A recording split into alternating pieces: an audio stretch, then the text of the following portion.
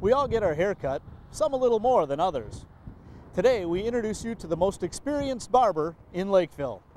In this month's History Moment, we sit down and spend some time with Barber Bud Mohn.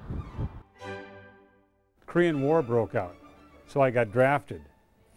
And that's how I ended up in Alaska. I ended up being a tank man. I drove a tank for 2 years for her. So that's what I got set to do.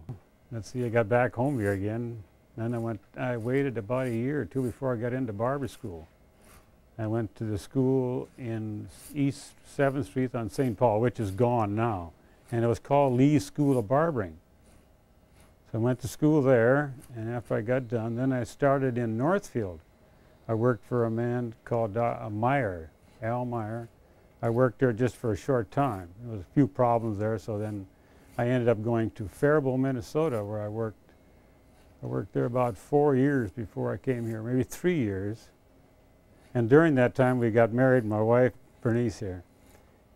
I got married in 1958, and then in 1959, I came here 1st of April and bought a shop from the Salzers that used to be here. There was two brothers that had the barber shop then. Different location. Well, then I moved, I was renting from Gephardt's Furniture Store when that was going here, and I suppose I went there 3-4 years. And then they wanted to expand this area here to, you know, furniture and more things. So then I ended up going down in the Art Hines building, and I rented the front northwest corner of his building. I was in there 16 years. Then I went across the street to the Goodyear store, and I was in there about 10 or more years, and then somebody else passed away there and something happened. I had to move out, and that all changed. So then I'm back down, this is where I've been now since 1988. It's a Pater chair made in 1958. I bought it new. The only thing I've done was put a little part on here. That's a piece of leather. Otherwise, it's never wore out yet since. So it's done. It's held a lot of people. Well, I got to be 70 years old, and the increase in population here was getting, so it was getting pretty tough for me to work, you know. So I'll be 76 now in another couple of days, so. I didn't retire till I was 70. And then I went to 2 days a week now. And then I hired the 2 guys to come and help me, and that's really to help keep the shop. Because we need a shop in town here. Sure. About 99 or so, I think it was, Tom and Bud kind of had mentioned that Bud was thinking about retiring. And they wanted another guy to come in because there was too much work for one guy, and Tom was semi-retired from the Navy, so they needed a guy to basically kind of a younger guy that'd be willing to kind of grab the reins and go forward. So they kind of started, you know, because I'd got my hair cut in here since I was little, and I cut a little bit of hair in the Marine Corps, but I wasn't licensed or anything, so they kind of started hitting me up on the idea, and at first I didn't really take it serious, and then Tom kind of pushed me a little, and I started looking into barber school, and one day after looking into it, I came in here and I said, I hope you guys are serious, because I just quit my job and I'm going to barber school. Pretty always happy-go-lucky. You always know where you stand with Bud, because he's always in a good mood when he comes in the door. Bud, I don't think Bud has bad days.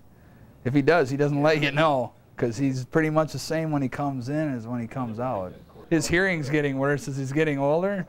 And so are the guys he's cutting hair on, and they'll have conversations, and Bud will be talking about the red car in Lakeville, and the other guy will be talking about the blue boat in China. You know, they're carrying on a conversation, and I don't think that each of them can hear what they're talking about. And I sit over here and laugh and laugh.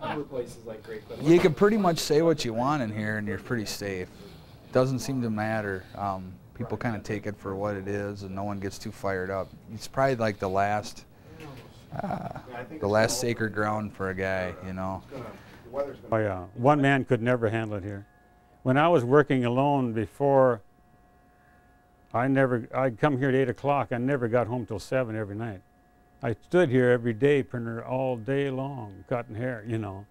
If I didn't have somebody to cut on, they'd have their name, you know, and I'd go and get them. Or, you know, it was growing the last 20 years, I would say, 15, 20.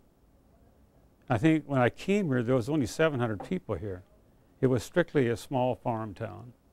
There was an elevator here, and there's a soybean factory over here. And those things are all gone now. But some years ago, and I was down in the other shop down there in Heinz's there, this kid come in, you know, I fooled around with them kids, and he brought a firecracker in, you know, and I didn't pay any attention. I was cutting away, and he lit it underneath the chair cloth.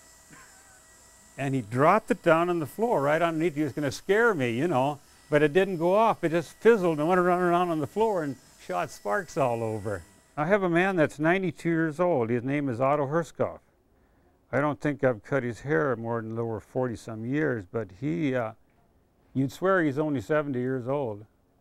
He's still got a part-time job. He still works. He golfs. He does everything. I see him every 2 weeks. He comes and gets the hair. I've lost a lot of people that I've known for years that I've cut their hair for many, many years. I meet a lot of people. I see a lot of people. And you meet all different kinds. You learn to adjust to them. And some are very interesting. I used to have a man that came all the way from Germany. I used to cut his hair years ago because when they first started this Air Lake Industrial Park, he had something to do with one of the first companies that come in here, and he was traveling over here. And he always saved his haircut, so whenever he came, he was a little hard to understand. He was German, but I have a place up on Leech Lake, a lot with a trailer sitting on. We've had for over 20 years, and that's where my kids and grandkids come up there. And I love to fish and that stuff like that. And I don't want to just quit work. I've seen a lot of people my age that just go and sit down, and it seems like in a few years they're gone. I mean, you got to have something to do, and I can't sit down. I got to have something besides. I can sit around a little bit, but it finally gets to you. You know, you got to have something to do. And thank you very much.